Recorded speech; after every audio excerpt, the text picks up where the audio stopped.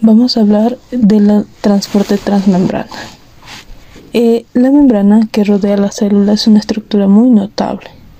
Está constituida por lípidos y proteínas y es semipermeable, lo cual va a permitir el paso de algunas sustancias a través de ella y al mismo tiempo va a evitar el paso de otras. Su permeabilidad puede variar porque contiene numerosos conductos regulados y otras proteínas de transporte que van a cambiar la sustancia que la atraviesan. En general se la denomina membrana plasmática.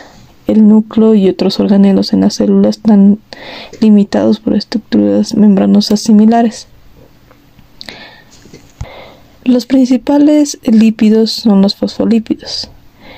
La forma de las moléculas de fosfolípidos reflejan sus propiedades de solubilidad.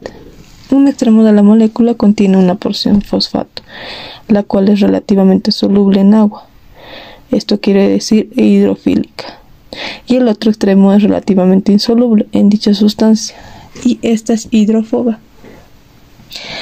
El poseer propiedades hidrofílica e hidrófoba hace de los lípidos moléculas antipáticas. También podemos ver que diversas proteínas están incluidas en la membrana. Se encuentran como unidades globulares separadas y muchas pasan a través de la membrana. Estas son proteínas integrales, en tanto que otras proteínas periféricas se observan incrustadas dentro y fuera de la membrana. La cantidad de proteína varía de manera significativa con la función de la membrana, pero constituyen hasta casi un 50% de la masa de la membrana. Es decir, hay casi una molécula de proteína por 50 moléculas de fosfolípidos, las cuales son mucho más pequeñas, y las proteínas tienen diversas funciones. Algunas son moléculas de adhesión celular que fijan la célula con las células vecinas o con la lámina basal. Otras proteínas funcionan como bombas que transportan iones de manera activa a través de la membrana. Hay proteínas que actúan como transportadoras al desplazar sustancias contra su gradiente de concentración, y en este punto es donde nosotros ya nos vamos a referir al transporte transmembrana. Vamos a hablar de dos tipos de transporte: transporte pasivo o transporte simple. El transporte pasivo ocurre por difusión, que puede ser simple o facilitada. Este tipo de transporte permite el paso molecular a través de la membrana plasmática, a favor del gradiente de concentración o de la carga eléctrica de mayor a menor concentración. El transporte de sustancias se va a realizar mediante la capa lipídica o de los canales iónicos, incluso por medio de proteínas integrales. Hay 4 mecanismos de transporte pasivo. Vamos a hablar de la ósmosis, la difusión simple, la difusión facilitada, ultrafiltración o diálisis.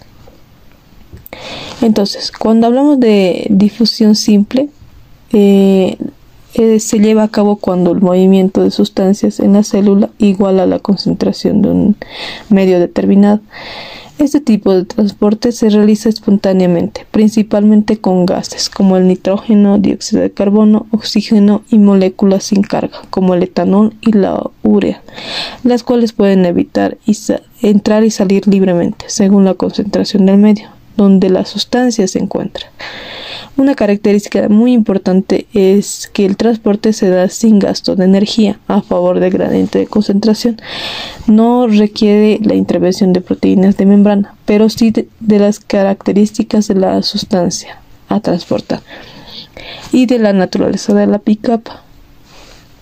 Entonces, la velocidad de la difusión va a depender de estas sustancias, del gradiente de concentración, de la hidrofobicidad, del tamaño, de la carga de la molécula, si posee carga neta.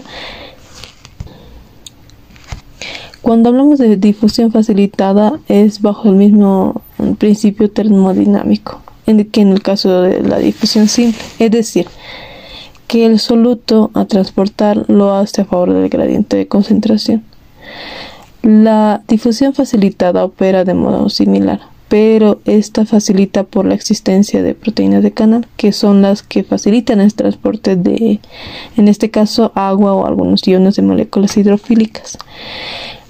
Estas proteínas integrales de membrana conforman estructuras en el poro de la inmersa en la bicapa, que dejan un canal interno hidrofílico que permite el paso de moléculas, que son demasiado grandes como para difundir a través de los canales de la membrana, y demasiado hidrofílicos para poder difundir a través de la capa de fosfolípidos. La apertura de ese canal interno puede ser constituida, es decir, continua y desregulada en los canales no regulados, o bien puede requerir una señal mediante su apertura o cierre en el caso de canales regulados. En el caso de transporte de glucosa en animales, la glucosa se une a la proteína transportadora y esta cambia de forma. El transporte activo, en el que se efectúa transporte contra el gradiente de concentración o electroquímico, y para ello las proteínas transportadoras implicadas consumen energía metabólica. La hidrólisis del compuesto que actúa como moneda energética puede ser muy evidente, como en el caso de los transportadores que son el ATP, o pueden tener un origen indirecto. Por ejemplo, los cotransportadores emplean gradientes determinados de soluto para impulsar el transporte de un determinado compuesto en contra de su gradiente de concentración, a costa de la disipación del primer gradiente mencionado. Por eso se caracteriza por ser un transporte activo primario, como aquel que hidroliza la ATP de forma directa para transportar el compuesto en cuestión, y transporte activo secundario, como aquel que utiliza la energía almacenada en un gradiente electroquímico. La ósmosis es como la difusión pasiva. Se caracteriza por el paso de agua disolvente a través de la membrana semipermeable. Gracias por su atención. Vamos a ver un poco de un experimento. Vamos a empezar con el experimento, que para esto vamos a necesitar salsa soya, una papa, puede ser de cualquier tipo de papa, una vasija honda transparente para así poder ver la transformación. Entonces vamos a echar una cantidad de salsa soya en el pocillo. Vamos a continuar y vamos a partir la papa a la mitad para que se pueda ver la transformación. Para este experimento vamos a necesitar unos 2 a 3 días para ver cómo absorbe el sodio, la papa, en este caso porque está compuesto de sodio la salsa soya, y entonces vamos a ver cómo se transporta. Aquí podemos ya ver el resultado de la papa después de 3 días que estuvo en la salsa soya. Como puedes ver, hay almidón en la parte superior porque ha habido un producto de la papa, se ha deshidratado una parte. Cuando en el costado de los bordes podemos ver que ha salido bastante de almidón, y vamos a ver que también ha absorbido la salsa soya, y podemos ver que en la parte del medio podemos ver sus diferentes componentes. Una vez ahí adentro podemos ver los tipos de transporte pasivo. Entonces vamos a ver las proteínas, los canales. Como podemos observar, hay concentración de cloro y sodio afuera de la papa. Entonces podemos ver el gradiente de concentración. Vamos a ingresar el sodio por su canal de sodio y el cloro por su respectivo canal de cloro. Transporte activo. Prácticamente siempre usamos las células. Estas están realizando algún proceso o actividad necesaria para poder mantenernos con vida y realizar todas las acciones que realizamos diariamente. Consecuencia de ello, se pierde equilibrio habitual entre el medio externo e interno, y para recuperarlo la célula hará lo que sea necesario.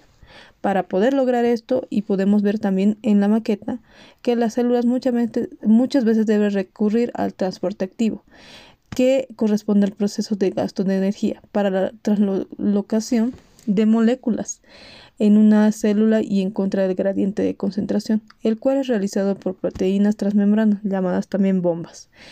Los mecanismos de transporte activo pueden dividirse en dos categorías: transporte activo primario, que utiliza directamente una fuente de energía química, por ejemplo el ATP, como vemos en la imagen.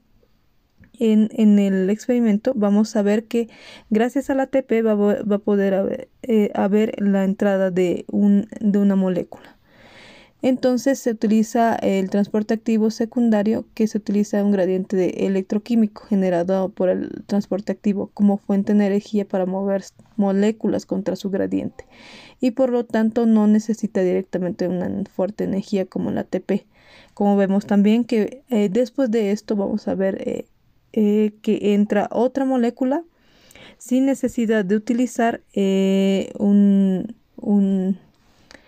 una energía química. Entonces, el transporte activo primario, ese transporte ocurre a través de las bombas iónicas, cuales corresponden a grandes proteínas integradoras que bombean iones en contra de su gradiente de concentración, con la función de mantener un potencial electroquímico y un gradiente de concentración.